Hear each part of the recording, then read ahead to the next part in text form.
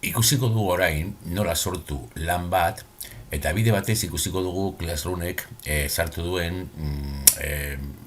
berri bat. Hor bertan, egin alditugu kriterioak, ebaluatzeko kriterioak, errubrika bat edo. Orduan, egingo duguna izango da sortu eta lana. Kasu honetan, hasiko gara puntuekin ezagazteko eta gaia beti bezala lehenengoa euskararena izango da kasu honetan, lehenengoa gero ezagazteko. Jarriko diegu izena, deskripzioa izango da, nik kasu honetan prestatu dut artxibo bat, argazki batekin, haiek deskribatzeko ageritzen dena argazkia. Simplea eta erreza. Orduan argibideetan jarriko dugu zeo zer, deskribatu, ikusten duzuna edo deskribatu irudia edo horrelakorik, azalpen txiki bat, eta argituko dugu artxiboa. Nik artxiboa prest daukat ja, Google Driven daukat gordeta, eta azkenengoen artean aterako zait. Bestela mugituko naiz bilatzeko. Gehituko dut, eta hemen badago aukera importante bat. Nola jasoko duten ikasleek artxibo hori. Fitxategia ikus dezakete ikasleek, kasu honetan ez dugu hori nahi. Fitxategia edita dezakete ikasleek, baina fitxategi batean lan egiteko guztiek, edo egin ikasleentzako kopia bana. Hori da interesatzen zaidana eta gehien erabiliko duguna behar bada. Bakotxa jasoko du kopia bat, egingo du bereana eta gero zuzendu. Orduan egin ikasleentzako kopia bana, ikusiko dugu artxiboa, nolakoa den, simplea, bakarrik da, argazki bat, paisai baten argazki bat, eta haiek egingo dute hemen deskribapena, eta idatziko dute, eta deskribapena egingo dute. Edozein mototako artxiboa izan alda, noski. Hau da berria dena. Hemen, sakatzen badugu argibideak, sortu argibideak argitu zaigu, berrerabili oinarrizko irizpideak, ni jarri alditut oinarrizko irizpide batzuk lan konkretu batzuetarako, edo importatu kalkulu horriak zerbitzutik.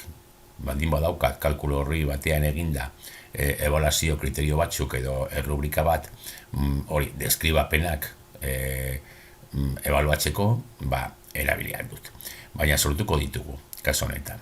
Sortu argibideak, eta hemen, erabili puntuazioak, normalean beti izango da aktibaturik, eta puntuak ordenatzeko irizpidea beherantzat. Hori da, lehenengoa, altuena eta gero, zuenak.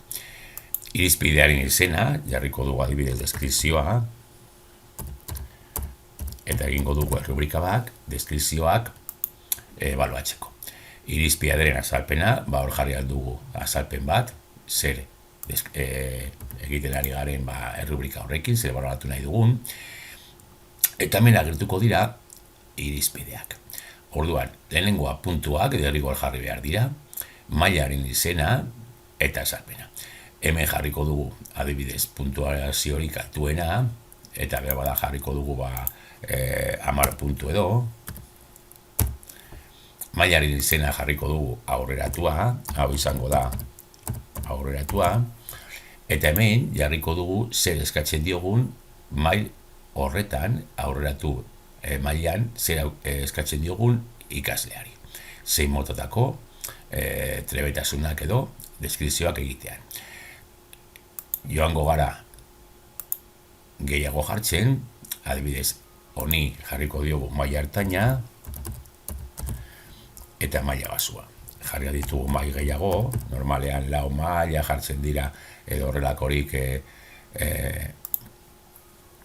hemen jarriko dugu 5, eta hemen jarriko dugu 2 puntu edo. Normalean 4 ataletan edo 4 maila jartzen dira errubriketan. Orduan bakotxak ikusi behar, nola baloratu edo nola egin hor bere iritziak edo bere errubrika.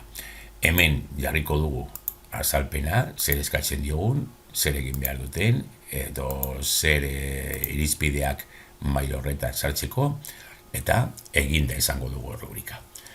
Gordeko dugu, eta ja sortuta dago lana. Badago irizpide bat, eta deskribapena. Sortuko dugu lana,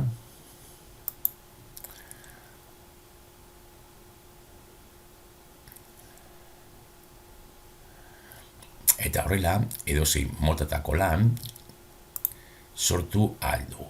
Gero ikusiko dugu nola jasotzen duen ikasleak lan hori, beteko du eta ikusiko dugu baita ere nola zuzendu irakasleak. Iruzkinak eginez edo zuzentzen.